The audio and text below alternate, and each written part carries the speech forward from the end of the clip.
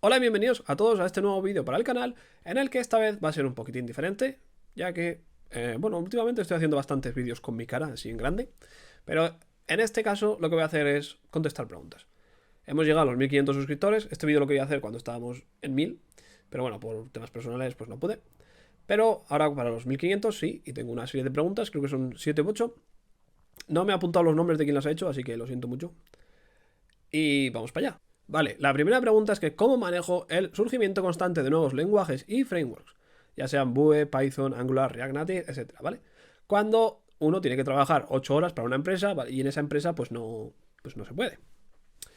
A mí me gustaría decir lo contrario, pero la realidad es que yo no sigo ningún lenguaje que no sea .NET. De hecho, .NET me consume casi todo el tiempo fuera de la empresa, ¿vale? Porque tengo que hacer la web, y me intento mantener al día con todo lo nuevo que sale. Entonces, por ejemplo, salieron los récords, ¿no? Salieron los récords y lo primero que hice fue pues, probarlos yo mismo, probar cómo funcionaban. Entonces, yo personalmente no, es que ni, por ejemplo, JavaScript, PHP no sé ni en qué versión están. Java tampoco. Y eso que en mi empresa anterior había Java. Sí que es verdad que algunos frameworks de JavaScript, pues me toca saberlos un poco, pero no como para hacer yo cosas por mi cuenta, ¿vale? De hecho, yo todo el JavaScript que he tocado ha sido en la empresa. Y mi experiencia con JavaScript en empresas es lo que a mí me hace no querer aprender otros lenguajes que no sean .NET, por ahora. Una vez maestríe, o sea, muy bueno en .NET, quizá decida moverme a otro. Pero, por ejemplo, yo desde que empecé a trabajar hace 6 años, empecé en 2014 o en 2015. 2014. Bueno, desde que empecé a trabajar, yo he trabajado con varios lenguajes de JavaScript, frameworks de JavaScript. Por supuesto, con JavaScript puro, que para mí, no es el mejor, pero depende de lo que vayas a hacer, es muy, muy útil y con eso sobra, no hay que instalar frameworks todo el día. jQuery, por supuesto, luego Balance. Balance, no recuerdo si el framework en sí se llama Balance o era la empresa que lo hizo, pero básicamente es un framework de RPG. RPG es un lenguaje de programación de IBM de hace muchos años, que vale mucho dinero la licencia. Y yo la primera vez que trabajé con un framework de JavaScript fue ese. Luego he tocado CoffeeScript, Knockout, Angular, Node. Vale, Node no me disgustó. Angular la versión 1. Node no me disgustó. TypeScript, que está bien. Y en mi empresa actual tienen React. En la empresa anterior también, pero en la anterior no hice nada de React. Y en la de ahora creo que me va a tocar hacer cosillas de React. Entonces, he nombrado 9 lenguajes de JavaScript, 9 frameworks de JavaScript. De esos 9, 6 están muertos. ¿Vale? De esos 9, 6, porque Angular 1 es completamente diferente a Angular 2, por ejemplo, y me imagino que a la versión que estén ahora será completísimamente diferente. Entonces, de esos 9 lenguajes o frameworks, 9, o sea, perdón, de esos 9 lenguajes, 6 están muertos. O sea, todo el tiempo que he invertido en ellos me ha servido para nada. Entonces, eso me pasó en la primera empresa, que aprendí un par de frameworks y no me sirvieron para nada después. Y me pasó en la segunda empresa y dije que ya vale, que yo pasaba ya de aprender nada de JavaScript, que si algún día me llegaba algún problema de JavaScript lo solucionaría como pudiera y tirando. Que yo me centraba en el backend, que a mí me gusta más. Y luego pues hay muchos... Yo qué sé, yo siempre que estoy en los meetings con mis compañeros hay un montón de problemas, que si los packets de no sé qué, que si esto con JavaScript, que si lo otro, que si el webpack, que si no sé cuántas. Yo me quito todo eso del medio y yo voy tirando por .NET. Y con .NET puedes hacer de todo hoy en día, así que por mí está perfecto. Lo otro que me comentaba era que cómo hacía para estudiar si trabajas 8 horas, ¿vale? Pues esto es muy sencillo. Tú cuando quieres aprender una nueva tecnología, la metes en la empresa. O sea, tú buscas la forma de que esa tecnología tenga sentido meterla en la empresa. Así es como aprendí yo NoSQL, así es como aprendí DevOps. A ver, DevOps obviamente tiene sentido, pero así es como aprendí AWS, ¿vale? En plan, nosotros teníamos un proyecto nuevo y era en plan, bueno, ¿qué hacemos? Pues está claro, a la nube. Bien, ¿alguien aquí sabe algo de AWS? No. Bien, pues a aprender. Y así es como aprendí AWS, ¿vale? O sea, la única forma de hacerlo es que aprendas en la empresa. De hecho, es la mejor forma, porque así no inviertes tiempo libre. Aprender lenguajes que están fuera de tu rango laboral en casa cuesta muchísimo. De hecho, a mí me cuesta seguir .NET. A mí me gusta seguir .NET y, como he dicho, cada vez que sale algo nuevo lo intento y lo pruebo y tal. Pero si tuviera que hacer esto con varios lenguajes me volvería loco, vamos. O sea, no hay manera. De hecho, me gustaría ser mejor en DevOps, ¿vale? O sea, en lo que viene siendo, ya bien sea AWS o Azure, me da igual. Elige una o en Terraform. Pero es que no, en casa es que no tengo tiempo para hacer cosas. Y con los críos y tal, imposible, que no. Así que eso, si quieres aprender un nuevo lenguaje, cámbiate de empresa o mete en la empresa el lenguaje que quieres aprender. A ver, aquí la segunda pregunta, que además está enlazada con el vídeo anterior, ¿vale? El de hace 2 semanas. El de la entrevista con Microsoft, ¿vale? Que es cómo me preparo para una entrevista técnica. Que él se pone muy nervioso y se queda bloqueado en este tipo de entrevistas. Bueno, yo no me preparo, ¿vale? Propiamente dicho, no me preparo. Me refiero, mi trabajo actual intento hacer todo lo mejor posible. A mí me da igual tardar 3 días en hacer algo que se tarda 2 si lo hago rápido y mal. Yo prefiero hacerlo despacio y bien, que además luego tiene, pues, al final a la larga esto es mejor, ¿vale? O sea, tardar 3 días en hacer algo por hacerlo mejor que si tardaras 2, al final es mejor. Pero esto tienes que explicárselo a los jefes y tal. Entonces, si tú empiezas a trabajar así, ¿vale? Empiezas a trabajar como haciéndolo todo muy bien. Y siempre que veas una tarea muy compleja, porque al final en todas las empresas hay tareas que son muy complejas y, bueno, en casi todas, y tareas que dices tú, hostia, esta no tengo ni la más mínima idea de cómo se hace. O sea, es que no sé ni por dónde empezar. Esa es la que tienes que coger. Esa es tu tarea. La coges y te tiras una semana, si hace falta, y la sacas. Porque esto va a hacer que aprendas. Y aprenderás ya no solo el dominio de la empresa, que normalmente se aprende, pero seguramente no tengas ni idea, porque además, técnicamente, a lo mejor está un poquitín por encima de tu nivel, o bueno, algo así, ¿sabes? En plan, que sea algo que no has visto nunca, cosas así. Pues esto es lo que tienes que hacer. Tienes que aprovecharte de la empresa. Bueno, aprovecharte tampoco. Tienes que coger la ventaja que te da trabajar para una empresa y que te pagan para aprender.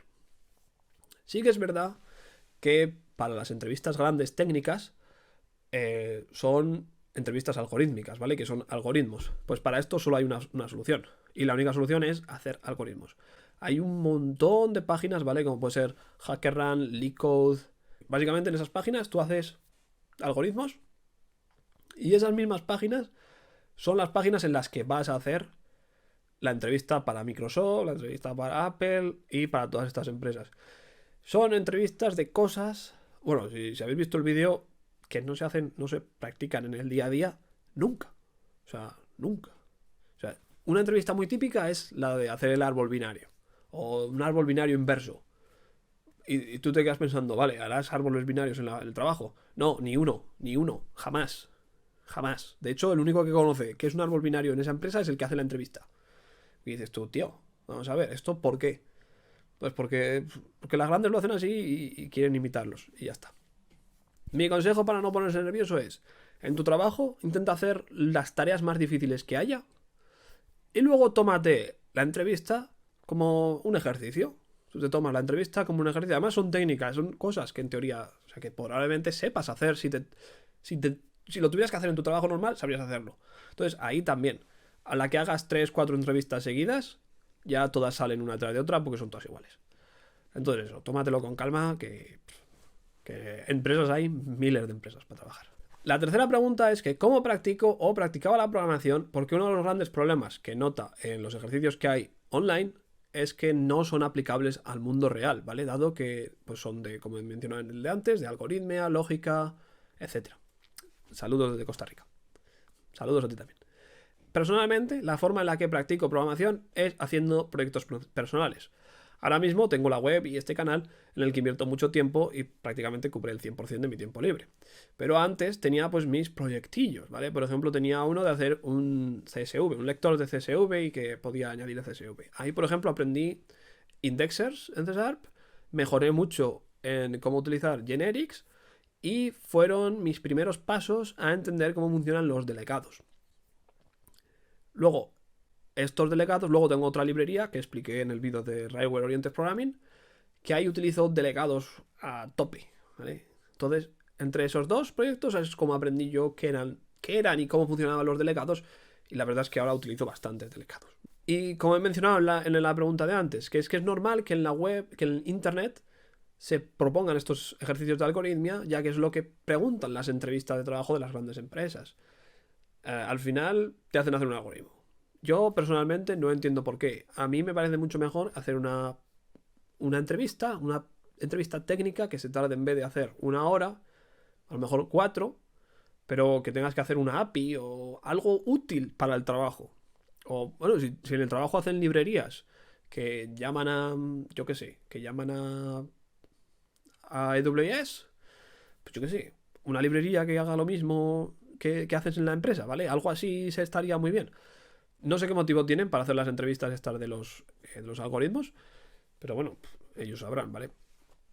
Por ejemplo, otra forma de practicar que yo tenía es que al principio, cuando empecé a buscar trabajo y eso, yo mandaba el CV a todo el mundo, ¿vale? Yo mandaba el CV a todas partes. Y para todos los lenguajes existentes. De hecho, había una empresa que era en CodeIgniter y el test era en CodeIgniter. Entonces, para hacer ese test, lo que hice el fin de semana anterior fue un blog en CodeIgniter. Lo mismo, la primera vez que mandé para una empresa en Java, pese a que ya había hecho Java antes, lo primero que hice fue adaptar ese blog a Java. Tuve una entrevista de .NET, que es donde me cogieron. Lo primero que hice es un blog en .NET.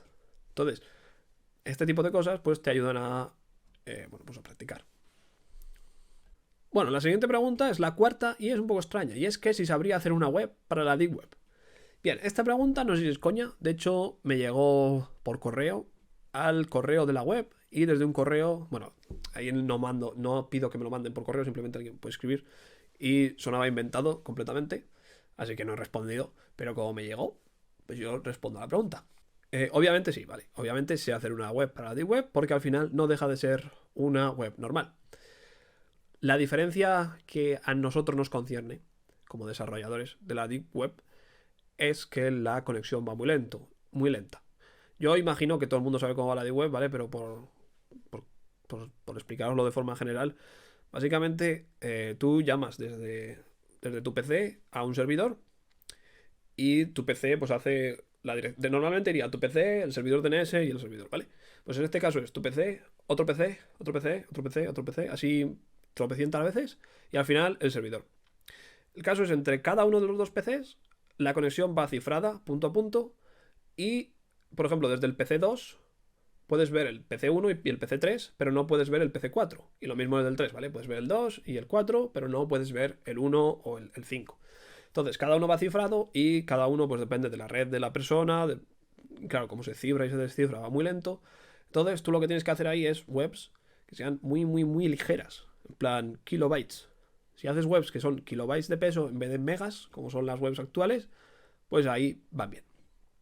Otra pregunta que me llegó es que si haría un canal paralelo en inglés. La verdad es que sí, me lo llegué a plantear y lo descarté muy rápido, ¿vale? Ya que no tengo tiempo para hacer el vídeo 2 veces y no solo eso, también es editar y luego pues la web sería hacerla 2 veces, en inglés y en castellano. De hecho, es más probable que hiciera la web en inglés que el canal en sí. Lo que sí que me he planteado más veces es abrirme un directo de Twitch y programar ahí, ¿vale? Si algún día programo, yo qué sé, me hago la librería esta del Railway Oriented Programming y le quiero añadir cosas como se los quiero añadir pues esta semana o la semana que viene, lo podría hacer o lo podría hacer en Twitch. Pero al final, entre que el crío llora y no sé qué, paso. La siguiente pregunta es centrada en .NET y me gusta, ¿vale? Me gusta porque aquí es donde .NET triunfa. Y es que si encuentro otra tecnología con el presente y futuro que nos ofrece .NET, ¿vale? Que la persona que ha hecho la pregunta no encuentra otra tecnología que abarque tanto como lo hace .NET. Bueno, esto es muy sencillo. No, ¿vale? No hay ningún lenguaje más versátil que .NET C podría serlo, pero el nivel de complejidad de C es mucho mayor que el de .NET. Pero objetivamente hablando, .NET alberga muchísimo hoy en día, y lo cual es bueno y malo, ¿vale? Si sale bien la jugada y los desarrolladores de .NET programan para cualquier sistema, como ya pasa con Blazor, ¿vale? Podemos hacer Blazor bindings, que funcionan en Windows de escritorio, en Mac, en iOS y en Android. Y luego, a partir de ahí, por ejemplo, también puedes hacer IOT, y si utilizas Unity, puedes hacer videojuegos. Además de las webs y del backend. De hecho, yo diría que en backend puede que sea el rey. El plan en que más se usa, pero esto no lo sé, tendría que mirar estadísticas y eso. Pero yo diría que en backend, si no es el que más se usa, debe estar en el top 3 o top 4. Porque en backend, de verdad, .NET está muy, muy bien. Así que habrá que ver cómo surge Microsoft. Desde luego, si alguien puede conseguir que siga siendo tan versátil, es Microsoft con toda pasta que tiene. Si fuera, yo qué sé, de una empresa pequeña o open source, diría que esto se va al carajo. Pero con alguien que puede ir metiendo pasta y metiendo pasta y metiendo pasta, pues para adelante. La pregunta 7. De todo lo que se puede desarrollar con .NET, ya sea escritorio, móvil, web, etc., ¿cuál es mi favorita y cuál creo que .NET es mejor que sus competidores? Bueno, ya he mencionado backend. Para mí backend es mi favorita. A mí me gusta mucho hacer backend o librerías. A mí el frontend no me gusta. El móvil no me gusta. La verdad es que no he hecho nada de móvil con .NET. Hice con Android en su día. ¿Y qué más? Y yo no he hecho nada. Y a mí, backend. A mí me gusta backend. He hecho escritorio sí que he hecho bastante. Y aplicaciones de consola también he hecho bastante. En plan robots que hacen cosas. Pero a mí backend me gusta hacer APIs, me parece muy fácil. Me gusta hacer todo lo que viene en el backend, no en plan, no solo la API, sino en plan, ahora mandamos esto a esta cola y de esta cola va aquí y de aquí va aquí, y de aquí va aquí y de aquí va aquí. A mí eso me gusta mucho. Entonces, a mí esa es la parte que más me gusta. Y luego, ¿dónde puede ser mejor que sus competidores? Bueno, pues probablemente, ya no sé si mejor, porque al final yo no tengo experiencia trabajando en C a un nivel profesional, ¿vale? Yo estudié C, el lenguaje que estudié yo cuando estudié fue C, y no tengo experiencia trabajando, entonces tampoco sé si se hace mucho desarrollo de escritorio con C, pero lo que sí que sé es que se hace mucho desarrollo de escritorio con .NET y que es muy fácil. Como he dicho, he trabajado con desarrollo de escritorio, he hecho un montón de cosas con escritorio. He trabajado con ERPs que tienen, por ejemplo, hay un ERP que se llama Inform, como se llame. Ese ERP, tú puedes crear aplicaciones para ese ERP en .NET. Y son aplicaciones escritas con XAML.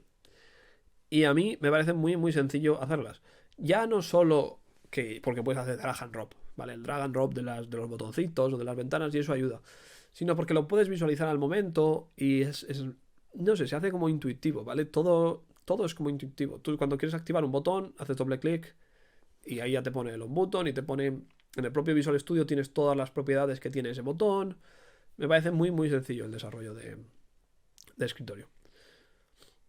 Y la octava pregunta y última es que ¿qué tecnologías utilizo en mi día a día y específicamente de .NET?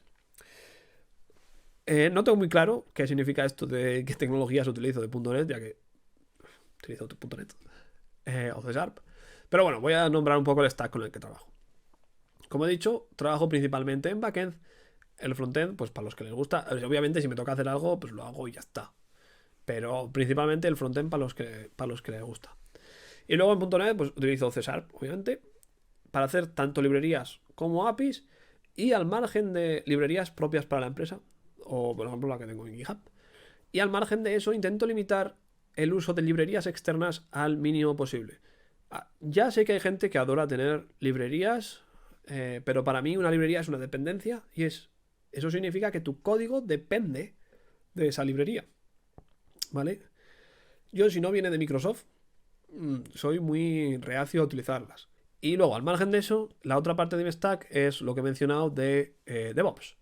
Y ahí principalmente toco AWS, todo el stack de sea AWS, ya sea Code Commit, Code Pipeline, yo que sé, lambdas que son Azure Functions, si alguien trabaja con Azure, no sé, containers, todo lo de base de datos.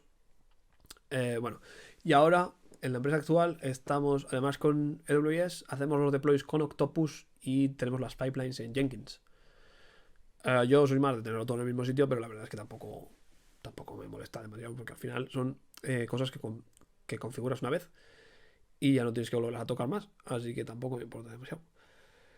Y bueno, eso han sido todas las preguntas. Al final se ha quedado un vídeo bastante más largo de lo que pensaba. De hecho, hasta me duele la garganta un poco. Pero bueno, cualquier duda o pregunta o comentario, ya sabéis que podéis dejarlo abajo en los comentarios. Por supuesto, suscríbete y dale un buen like, ¿vale? Suscríbete si no estás y dale un buen like. Y comparte el vídeo si te ha gustado. Eso ha sido todo. Un saludo y adiós.